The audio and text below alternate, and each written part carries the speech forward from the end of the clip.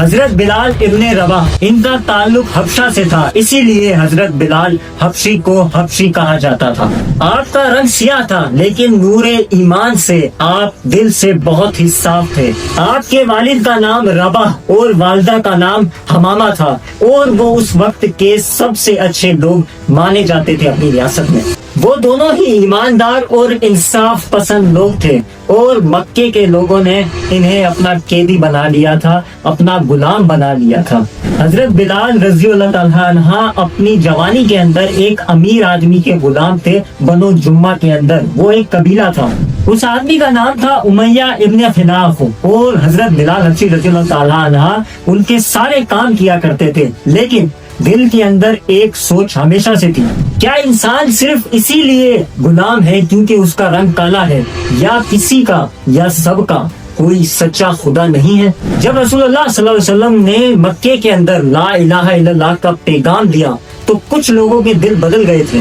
اسلام کا پیغام یہ تھا کہ سب انسان برابر ہیں، کسی کا رنگ یا کسی کا نسب دیکھ کر وہ بہتر نہیں ثابت ہوتا، صرف تقویٰ اور نیک عمل ثانی انسان کو بہتر بنا سکتا ہے۔ یہ الفاظ حضرت بلال کے دل میں جا کر بیٹھ گئے، اور وہ چپکے سے حضرت ابو بکر کے پاس گئے اور انہوں نے حضرت محمد صلی اللہ علیہ وآلہ وسلم سے انہیں ملوایا۔ جب حضرت بلال نے حضرت محمد صلی اللہ علیہ وآلہ وسلم کا چہرہ مبارک دیکھا تو فوراً سے یہ گواہی دی کہ اللہ کے سوا کوئی معبود نہیں، اور حضرت محمد صلی اللہ علیہ وآلہ وسلم اللہ کے رسول ہیں۔ اس قدر انہوں نے ایمان کو اپنی زندگی سے جوڑ لیا کہ اسلام ان کی زندگی کا سب سے بڑا سچ بن گیا تھا۔ جب مکے کے لوگوں نے سنا کہ بلال ایک غلام نے اسلام قبول کر لیا تو مکے کے لوگ غصے سے پاگل ہو گئے تھے۔ ان کے مالک امیہ ابن خلاف نے کہا، تم میرے بتوں کو چھوڑ دو گے؟ تم محمد کا دین اپناؤ گے؟ پھر حضرت بلال رضی اللہ تعالیٰ عنہ نے جواب دیا غصے کے لہجے میں کہ میں صرف ایک اللہ کی عبادت کرتا ہوں، میں صرف ایک اللہ کو مانتا ہوں۔ اس کے بعد امیہ نے ان کے اوپر عذاب کی انتہا کر دی۔ ایک تپتی ہوئی ریت کے اندر انہیں لیٹا دیا گیا اور ایک بڑا سا پتھر ان کے سینے پر رکھ دیا گیا۔ لوگوں کے پیر جل جایا کرتے تھے اس ریت کے اوپر، لیکن حضرت بلال رضی اللہ تعالیٰ عنہ کو وہاں لیٹا دیا گیا تھا، اور وہ صرف اپنے منہ سے ایک ہی الفاظ بار بار دہرا رہے تھے، احد احد، ایک اللہ ایک اللہ۔ ان کے درد کو دیکھ کر لوگ حیران ہو گئے تھے کہ یہ کون سا جذبہ ہے کہ ایک غلام ٹوٹ نہیں رہا۔ حضرت بلال نے کہا کہ جب میں احد احد کہتا ہوں تو میری روح کو سکون ملتا ہے۔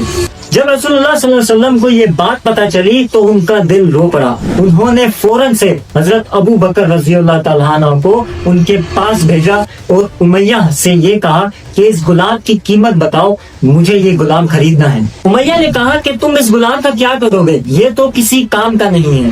حضرت ابو بکر نے ایک بڑی رقم دی اور حضرت بلال کو خرید لیا اور آزاد کر دیا۔ جب حضرت بلال کو آزادی ملی تو وہ فوراً سے رسول اللہ صلی اللہ علیہ وآلہ وسلم کے پاس گئے اور ان کے پیر مبارک چومے اور کہا کہ اب میں صرف اللہ اور اس کے رسول کا بندہ ہوں۔ رسول اللہ صلی اللہ علیہ وآلہ وسلم نے فرمایا کہ تم تو ایک خوبصورت ستارے کی طرح ہو اسلام کے پھیلنے کے بعد جب نماز فرض ہوئی تو سوال یہ تھا کہ لوگوں کو نماز کے لیے کیسے بلایا جائے، اور پھر رسول اللہ صلی اللہ علیہ وآلہ وسلم نے فرمایا کہ بلال تم اذان دو، تمہاری آواز سب سے بلند ہے اور خوبصورت ہے۔ اور پھر جب حضرت بلال رضی اللہ تعالیٰ عنہ نے اذان دی پہلی بار اور کہا اللہ اکبر اللہ اکبر، تو مکے کے آسمانوں میں ایسا لگتا تھا کہ جیسے روحانی نور چھا گیا ہے۔ رسول اللہ صلی اللہ علیہ وسلم نے فرمایا کہ یہ اذان جنت میں بھی سنائی دے گی۔ اس دن حضرت بلال اسلام کے سب سے پہلے مؤذن بن گئے جن کا کام تھا اللہ کی عبادت کے لیے لوگوں کو بلانا۔ جب رسول اللہ صلی اللہ علیہ وسلم نے مدینہ ہجرت کی تو حضرت بلال ان کے ساتھ تھے، وہ وہاں جا کر بھی ہر وقت رسول اللہ کے ساتھ ہی رہتے تھے اور ان کا خیال رکھتے تھے اور اذان دیا کرتے تھے۔ اذان کے وقت پورے شہر کے اندر ان کی آواز گونجا کرتی تھی ان کا جذبہ ایسا تھا کہ جب بھی وہ اذان دیا کرتے تھے تو نبی کریم صلی اللہ علیہ وآلہ وسلم کے چہرے پر ایک مسکراہٹ آ جاتی تھی۔ حضرت بلال ہر وقت محمد صلی اللہ علیہ وآلہ وسلم کی محبت میں اور وفاداری میں ڈوبے رہتے تھے، اس قدر جنگ بدر، احد اور خندق جیسی جنگوں میں بھی حضرت بلال نے رسول اللہ صلی اللہ علیہ وآلہ وسلم کا ساتھ دیا تھا۔ جنگ بدر کی جنگ کے اندر حضرت بلال اس جنگ میں امیہ بن خلاف کے سامنے کھڑے ہوئے تھے، اور یہ وہی شخص تھا جس کی غلامی میں حضرت بلال نے وقت گزارا اپنا۔ لیکن حضرت بلال نے صرف اس وقت یہ کہا کہ آج اللہ نے مجھے انصاف کا دن دکھایا ہے۔ انہوں نے امیہ کو مار دیا اور اس وقت ظلم کا ایک باب بند ہو گیا تھا۔ اور جب رسول اللہ صلی اللہ علیہ وسلم کا انتقال ہوا تو حضرت بلال کا دل بہت ٹوٹ گیا تھا جب وہ اذان دینے کے لیے منبر پہ چڑھے، اور جیسے ہی ان کے منہ سے نکلا اشہد ان محمد رسول اللہ تو وہ فوراً سے رو پڑے، اور وہ اپنی اذان پوری نہ کر سکے اور پورا مدینہ ان کی یہ آواز سن کر رو پڑا۔ وہ رسول اللہ صلی اللہ علیہ وسلم کی یاد میں سارے رو پڑے۔ اس کے بعد حضرت بلال نے کہا کہ اب جب رسول اللہ صلی اللہ علیہ وسلم اس دنیا میں نہیں تو میں مدینے میں اذان نہیں دے سکتا۔ انہوں نے خلیفہ حضرت ابو بکر رضی اللہ تعالیٰ عنہ سے اجازت لی اور شام کی طرف روانہ ہو گئے، جہاں انہوں نے اپنی زندگی کے باقی دن صرف اللہ کی عبادت میں گزارے۔ پھر حضرت بلال 6 مہینے تک جہاد سے واپس نہیں آئے۔ پھر ایک دن ایک رات انہیں خواب میں حضرت محمد صلی اللہ علیہ وسلم کا دیدار ہوتا ہے، اور وہ انہیں خواب میں اس طرح سے کہتے ہیں، بلال تم نے ملنا ہی چھوڑ دیا۔ پھر اس رات اگلے دن صبح 21 دن کا سفر 7 دن میں حضرت بلال نے کیا اور مدینے پہنچ گئے۔ وہاں جاتے کے ساتھ انہوں نے یہ کہا، رسول اللہ میں آ گیا ہوں۔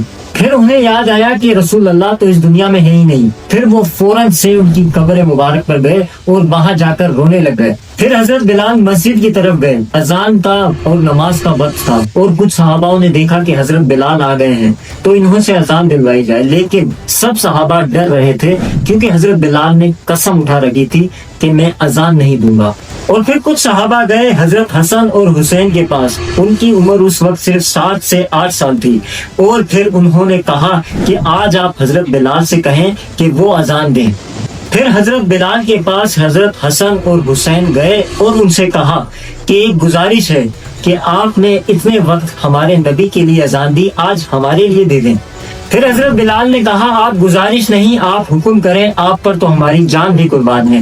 پھر حضرت بلال نے اپنی قسم توڑ کر اذان دینے کے لیے اس چھت پر چڑھے جہاں سے وہ اذان دیا کرتے تھے، اور پھر حضرت بلال نے جب کہا اللہ اکبر اللہ اکبر، پورا مدینہ رونے لگ گیا تھا کہ لگا حضرت محمد صلی اللہ علیہ وسلم کا دور پھر سے آ گیا ہے، لیکن ایسا نہیں تھا۔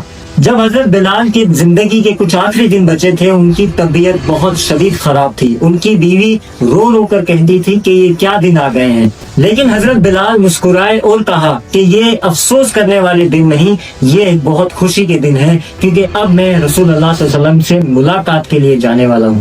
پھر انہوں نے قبلے کی طرف منہ کیا اور کہا کہ رسول اللہ صلی اللہ علیہ وسلم سے ملاقات کا وقت آ گیا ہے، اور 20 ہجری کے قریب 60 سال کی عمر میں ان کا انتقال ہو گیا تھا۔ ان کا مزار آج بھی دمشق میں یعنی شام میں ہے، اور لوگ آج بھی ان کا ذکر محبت کے ساتھ کرتے ہیں۔ حضرت بلال کا مقام اسلام کے اندر بہت ہی اونچا ہے۔ اس پہ نبی کریم صلی اللہ علیہ وسلم نے فرمایا کہ یہ وہ شخص ہے جو جنت میں جس کی قدموں کی آواز میرے قدم سے پہلے مجھے سنائی دی تھی۔ اسلام نے ان کے ذریعے یہ سبق دیا کہ رنگ یا ذات سے انسان کو نہیں بلکہ اس کے دین سے، اس کے ایمان سے اس کو پہچانا جاتا ہے۔ حضرت بلال رضی اللہ عنہ کی زندگی ہر مسلمان کے لیے ایک مثال ہے۔ ان کا نام آج بھی مسجدوں کے میناروں میں گونجتا ہے۔ جب بھی کوئی مؤذن اذان دینے کے لیے جاتا ہے تو ایسا لگتا ہے جیسے بلال حبشی کی صدا گونج رہی ہو، اللہ اکبر اللہ اکبر۔